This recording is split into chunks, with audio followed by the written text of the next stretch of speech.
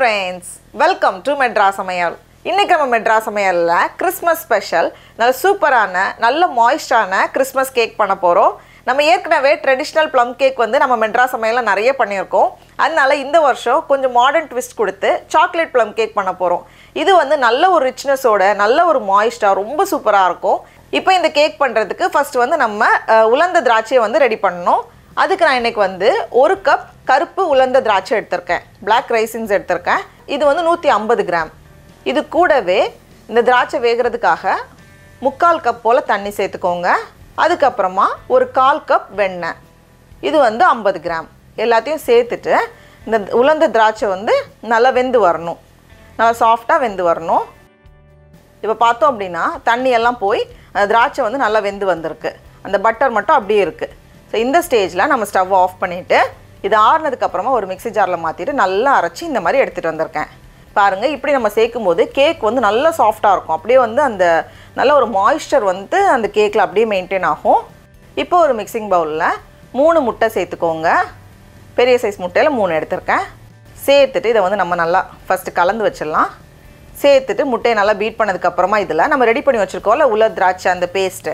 இப்படி இத நம்ம சேக்கும்போது அந்த கேக் வந்து நல்லா மாய்ஸ்டா சூப்பர் ரிச்சா இருக்கும். சேர்த்துட்டு நல்லா கலந்ததுக்கு அப்புறமா இதல வந்து 1/2 கப் பால், நான் வந்து காய்ச்சி ஆற வச்ச பால் எடுத்துர்க்கேன்.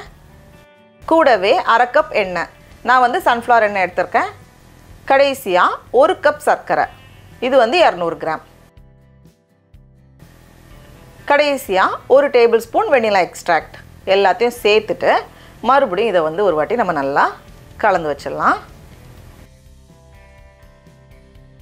இந்த மாதிரி நல்லா கலந்ததுக்கு அப்புறமா இதல வந்து நம்ம மாவு பொருட்கள் சேர்க்கணும். அதுக்கு ஒரு ஜல்லடையில 1/2 கப் மைதா மாவு சேர்த்துக்கோங்க. இது வந்து கிட்டத்தட்ட 170 கிராம். கூடவே 1/4 கப் கொக்கோ பவுடர். இது வந்து 20 கிராம். அப்புறமா 1 teaspoon baking powder, 1/2 teaspoon baking soda உப்பு, 1/4 டீஸ்பூன் உப்பு. எல்லாத்தையும் சேர்த்துட்டு நல்லா சலிச்சிட்டு நம்ம உள்ள சேர்த்துக்கலாம். ஏன்னா இந்த கொக்கோ பவுடர் வந்து கொஞ்சம் திட்டா இருக்கும். அதுவும் இல்லாம நம்ம சலிச்சிட்டு சேர்க்கும்போது எல்லாம் ஈஸியா வந்து நமக்கு மிக்ஸ் ஆகி கிடைக்கும். இந்த மாதிரி சேர்த்ததுக்கு அப்புறமா இத வந்து நம்ம மிக்ஸ் பண்ணிரலாம். அப்படியே ரொம்ப போட்டு மிக்ஸ் பண்ண தேவையில்லை. நம்ம லைட்டா இந்த மாதிரி மிக்ஸ் பண்ணும்போது அழகா எல்லாம் சேர்ந்து வந்துரும். பாருங்க இந்த மாதிரி. இந்த மாதிரி நல்லா கலந்து வச்சிருக்கேன். இப்போ இத வந்து நம்ம கேக் டின்ல மாத்திரலாம். நான் வந்து 7 இன்ச் பேக்கிங் pan எடுத்துர்க்கேன். இதோட ஹைட் பார்த்தோம் அப்படினா 4 இன்ச். கொஞ்சம் பெரிய பானா வேணும் நமக்கு. உள்ள வந்து கொஞ்சம் வெண்ணெய் வச்சு தடவிட்டு பட்டர் பேப்பர் வச்சிருக்கேன். இப்போ இத எல்லாத்தையும் உள்ள மாத்திட்டு 2 வாட்டி தட்டிக்கோங்க. இனி இத வந்து நம்ம பேக் பண்ணனும். அவனை வந்து 175 டிகிரி செல்சியஸ் அதாவது 350 டிகிரி ஃபாரன்ஹீட்க்கு ப்ரீ ஹீட் பண்ணிட்டு உள்ள வச்சுக்கோங்க. கிட்டத்தட்ட 55 நிமிஷம் ஆகும். இது வந்து 7 இன்ச் panங்கிறதுனால கொஞ்சம் சின்ன சைஸ் pan. அதனால வந்து டைம் வந்து கொஞ்சம் அதிகமாகும். 8 இன்ச் pan இல்ல 9 இன்ச் pan ன்னு கொஞ்சம் அகலமான pan எடுத்தோம் அப்படினா பேக்கிங் டைம் வந்து கொஞ்சம் கம்மியாகும். அத வந்து நம்ம கவனிச்சுக்கணும். எனக்கு சரியா 55 நிமிஷம் ஆச்சு. நம்ம வைக்கக்கூடிய pan சைஸை பொறுத்து பேக்கிங் டைம் வந்து கொஞ்சம் முன்ன பின்ன இருக்கும். அதனால பாத்துக்கோங்க. உங்களுக்கு வந்து கேக் இந்த ஸ்டேஜ்லயே போதும், வெறும் plain கேக்காவே போதும் அப்படினா நம்ம இந்த ஸ்டேஜ்லயே நம்ம வீட்ல இருக்கக்கூடிய பொருட்கள் வச்சு அப்படியே டெக்கரேட் பண்ணி ஸ்டைல் பண்ணிக்கலாம். இல்ல ஹாலிடேஸ் கிறிஸ்மஸ் டைம் நம்ம வந்து கேக்க வந்து இன்னும் கொஞ்சம் கூட ஸ்டைலா ரெடி பண்ணனும் அப்படி நினைச்சீங்கனா நம்ம இது மேல வந்து க்ரீம் அப்ளை பண்ணலாம். நான் இன்னைக்கு வந்து சாக்லேட் க்ரீம் தயார் பண்ண போறேன். இது வந்து நம்ம கேக்க வந்து சுத்தி கவர் பண்றதுக்கு போதுமான அளவு இருக்கும். நீங்க வந்து கொஞ்சமா கூட நம்ம ரெடி பண்ணி மேல மட்டும் கூட வச்சுக்கலாம். அதுவும் நல்லா இருக்கும். க்ரீம் பண்றதுக்கு நான் இன்னைக்கு வந்து 2 கப் சாக்லேட் சிப்ஸ் எடுத்துர்க்கேன். இது வந்து 300 கிராம். இத வந்து ஒரு பவுல்ல மாத்திக்கோங்க. கூடவே 1 கப் whipping cream. அத வந்து நல்லா சூடு பண்ணி எடுத்துட்டு வந்திருக்கேன். இது வந்து 250 ml. இத வந்து உள்ள நம்ம அந்த சாக்லேட்டோட சேர்த்து மிக்ஸ் பண்ணும்போதே சாக்லேட் உருகி நமக்கு வந்து சூப்பரா வந்துரும். அந்த குக்கிங் சாக்லேட் பேக்கிங் சாக்லேட்னு கிடைக்கும்ல அதை நம்ம எடுத்துக்கலாம். கூடவே இனிப்புக்காக 1/2 கப் சர்க்கரையை நல்லா பவுடர் பண்ணி எடுத்துட்டு வந்திருக்கேன். இது வந்து 100 கிராம். இது வந்து நான் செமி ஸ்வீட் சாக்லேட் எடுத்துர்க்கேன். நம்ம வந்து டார்க் சாக்லேட் எடுத்தோம் அப்படினா இனிப்பு வந்து இன்னும் கொஞ்சம் அதிகமா தேவைப்படும். மில்க் சாக்லேட் எடுத்தீங்க அப்படினா இனிப்பு வந்து ரொம்ப குறைவாவே போதும். நம்ம எடுக்கக்கூடிய சாக்லேட்டை பொறுத்து நம்ம வந்து சர்க்கரையை அட்ஜஸ்ட் பண்ணிக்கலாம். இது வந்து ஒரு கேக்குக்கு நல்ல தாராளமா போதும். கம்மி பண்ணனும்னா நம்ம வந்து இந்த அளவுகளை வந்து அப்படியே கம்மி பண்ணிக்கலாம். இத வந்து ஃப்ரிட்ஜ்ல வச்சுக்கோங்க. இது ஆறுனதுக்கு அப்புறமா வந்து கொஞ்சம் கெட்டியாகும். நான் கொஞ்ச நேரம் ஃப்ரிட்ஜ்ல வச்சிருந்தேன்.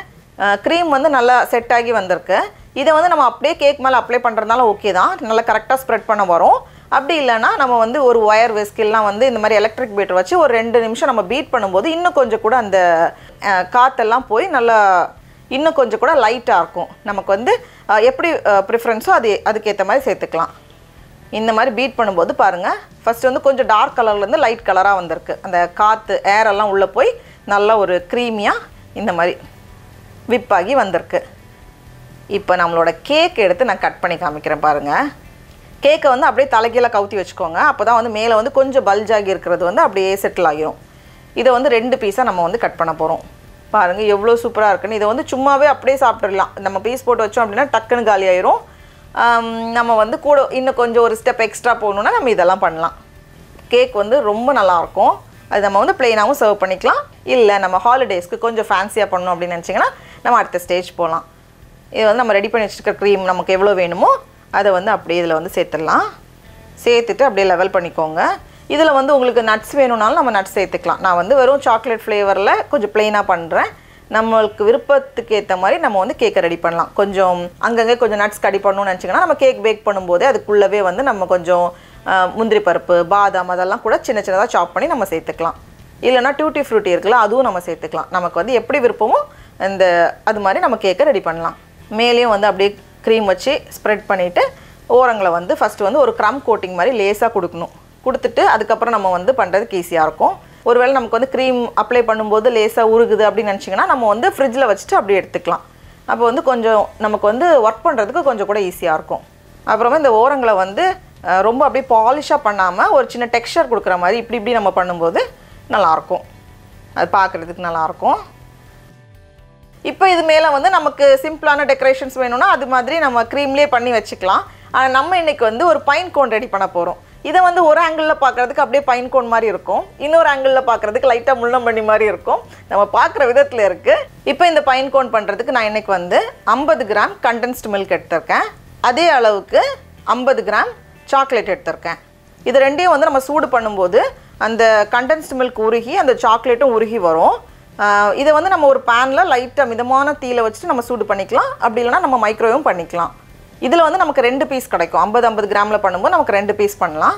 இது வந்து ஆறுனதுக்கப்புறமா இந்த மாதிரி நமக்கு வந்து கையில் அழகாக பிடிக்க வரும். அதுக்கப்புறமா இந்த மாதிரி கட் பண்ண பாதாம் நமக்கு கிடைக்கும். அப்படிலாம் நம்ம வீட்டில் கட் பண்ணுறதும் பண்ணிக்கலாம். ஆனால் அந்த அளவுக்கு நமக்கு வந்து சின்னதாக கட் பண்ண வராது. அதை வந்து நான் சும்மா அப்படி வைக்க போகிறேன். பார்க்குறதுக்கு நமக்கு வந்து பைன் கோன் மாதிரி இருக்கும்.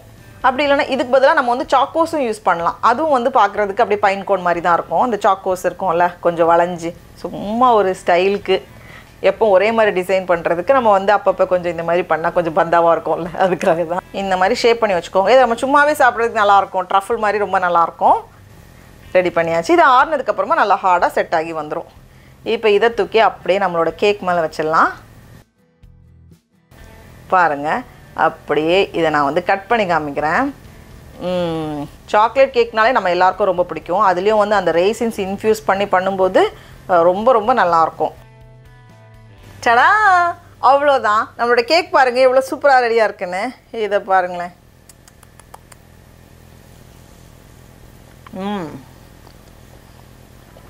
ரொம்ப ரொம்ப நல்லாயிருக்கு. அனைவருக்கும் அட்வான்ஸ் கிறிஸ்மஸ் நல்வாழ்த்துக்கள். நீங்களும் கண்டிப்பாக இந்த ரெசிபியை வீட்டில் செஞ்சு பாருங்கள். உங்களுக்கு இந்த வீடியோ பிடிச்சிருந்துச்சுன்னா மெட்ராஸ் சமையலுக்கு சப்ஸ்கிரைப் பண்ணுங்கள். நாவின் சுவையரம்புகள் மலரட்டும்.